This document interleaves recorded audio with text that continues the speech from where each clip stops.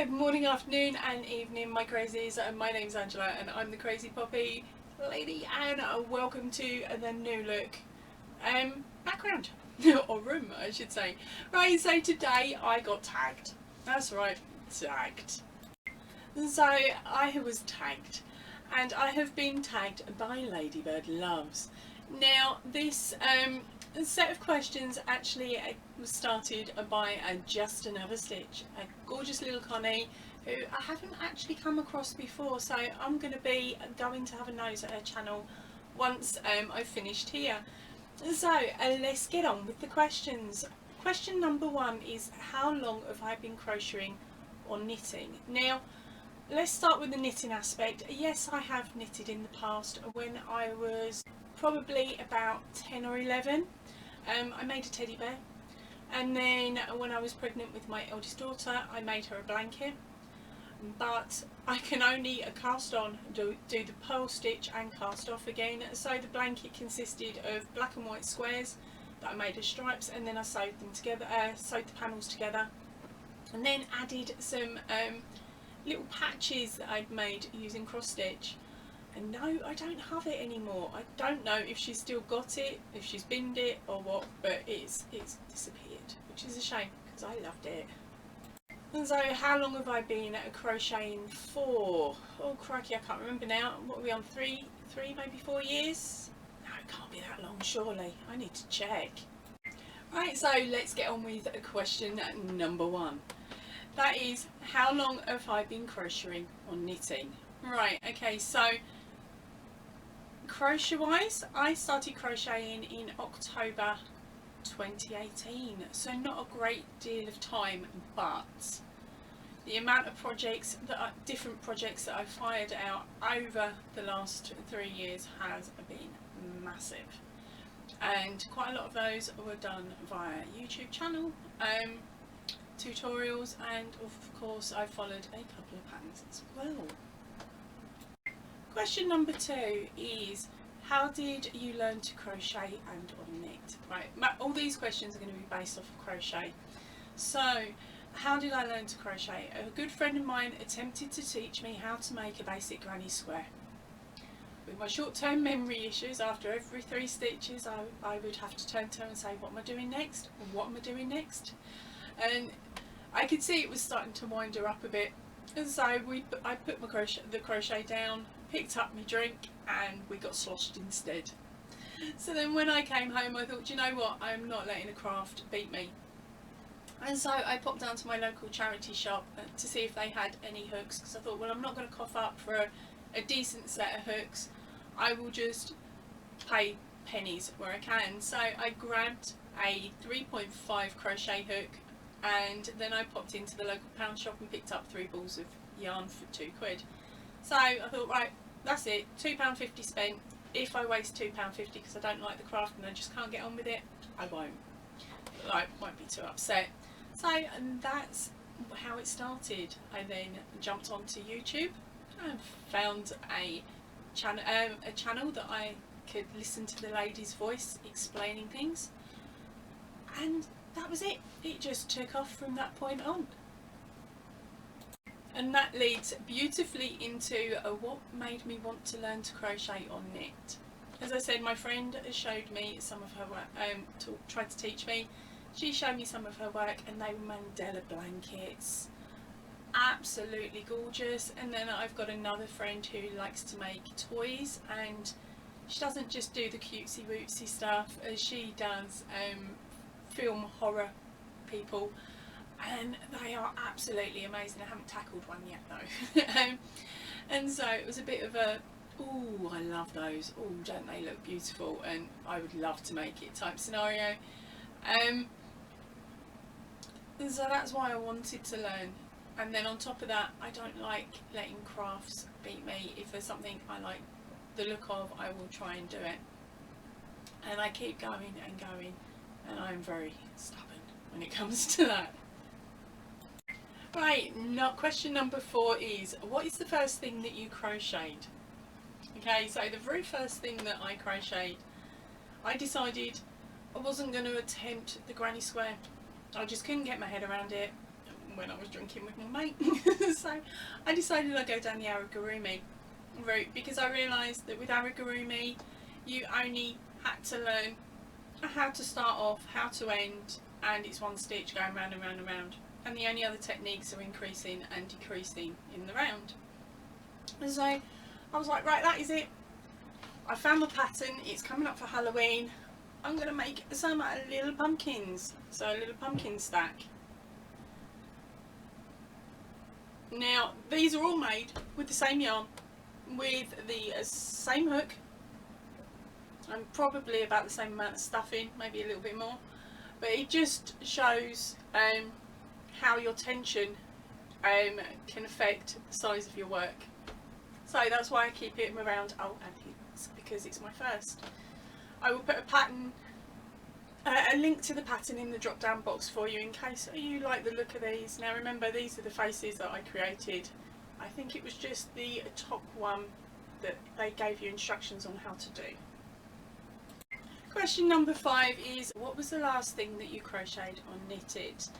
Now, as you all know, I've got things flying off the hook and are all in different stages, so I had to really sit and think about this one. What was the last thing that I finished? And that is the moose blanket. So the moose loose about this house. And here it is. Oh, it's massive. Can I get it all in shot? No, not quite. There we go, there we go, there we go. Now this is a pattern hashtag number 15. So if you really like the look of this one and you want to make one for yourself, it is hashtag number 15. I will pop a link up here and a link in the description box down below. Last technique was the alpine stitch, not only working in the round but working as a square as well. There are two slightly different techniques for both. So that is the last stitch that, or the last technique I should say, that I learnt to crochet. What am I currently working on? Well, as you know, at the moment I'm doing poppy leaves because they're smaller and it meant that I could do them short and sharp amounts in between moving and everything else. And I'm also making an amigurumi, a dragon, for my daughter. I will put a link to the pattern in the description box below, because it is a written pattern and it's called Vincent the Dragon, and he is going to be massive. I have made the Vincent the Dragon pattern before. It's in my opening titles with the smoke that comes out of its mouth. But that one was made in a DK. I'm making this one in an Aran. So it's going to be really interesting to see the size difference on them, and the fact that I'm going to be able to stick him on my shoulder and actually show you guys all what he looks like in a couple of weeks when he's finished. Keep everything crossed. And question number 8 is, what is something that you want to learn to crochet? I actually want to do one of those mandala blankets. I do have a pattern here that I quite like the look of. I haven't actually had a chance to read through it yet, so I don't quite know how hair-pullingly annoying it's going to be. But imagine all those different stitch combinations that I will be able to learn whilst making it. To me, that is a big challenge, and it's going to be a fun challenge if I can get my head around it. Question number 9. What has been your worst frogging experience? Oof. I've been quite good so far. Normally if I frog, I'm only frogging back a row, maybe 2 at a push. I think the worst ones for me is when I have to frog while I'm making a corner to corner tutorial. I think it was the Christmas cow. I ended up having to frog back, I think it was 10 to 15 rows 2 to 3 times, because there was one square that was wrong in the written pattern, and it took me that many attempts to realise it was the pattern and not actually me. So and that was rather annoying. And another one that really did annoy me was when I was over in Australia before I started the channel up. I was making a shawl, and it was a fibre spider virus shawl, and I was using the Lime Brown Landscapes. First time I'd ever used it, I bought it because I liked the colours. Didn't know what roving yarn was back then, and certainly didn't realise that the hook size I was using was too small for the yarn. So I made up quite a bit of this virus shawl. I realised I'd missed or mucked up a block of the stitching, so I had to frog it back. And of course I've just frogged as if I was using DK, which is rip it out and not really think much about it. Well, of course with this one it snagged and it caught, and I spent ages with a darning needle sitting there wiggling it to loosen the knots and then slowly pulling it back, and I think it was about 3 rows and I was near the end, so it was 3 long rows. So that one did annoy me, but then it made me realise that the yarn hook was too small, so when I went to make the project again I upped the hook so I didn't have the same issues second time round, because as we all know I end up frogging most of my projects at some point during them. Right, so question number 10. This is the most beautiful question out of the lot of them. What project that you have crocheted and or knitted have you been the most proud of? Okay, so for me, I think every time I hand a project over to a family member and it goes down well and they love it and it's proper, they love it, not just, oh, this is nice. They're the projects I love the most. And so I have a shawl that my mother-in-law has, and the reaction that I got from her was absolutely beautiful and absolutely amazing. The virus shawl that I ended up making, that got some beautiful feedback, and to me it's not always the project itself, it's the feedback that you get.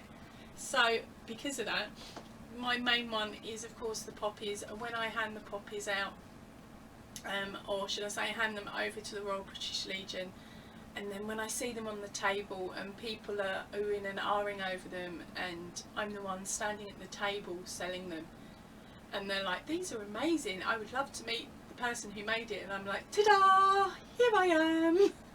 And then I get to explain to them all about the poppy challenge and how it came about and all the rest of it, and I love the interaction. So those are really the projects that I'm proud of the most. Right, so and now to tag you. I'm going to be tagging 3 people today. I haven't told them yet because I'm a nightmare. I'll hopefully fire them off an email before I post this one out to give them a bit of a heads up. So the very first person I am going to tag this time round is J Hook Crochet. Honey, you was complaining you didn't get tagged last time, so tag, you're it this time. Second one up, if you have time to do it, my darling, is Natalie at Natalie's Closet. Fingers crossed you have time, my darling. And our third one up is our gorgeous Sabrina Melodue. Still can't get your name right. Tag, you're it, darling. Fingers crossed you've got time to make this video. Right, I am going to head off now. I hope you liked my answers. Any questions or anything, pop them in the drop down box down below, and I will get back to you as soon as possible. So big hugs everybody. I'll see you all really soon. Please, if you can, stay in, definitely stay safe. Ta-ra for now everyone.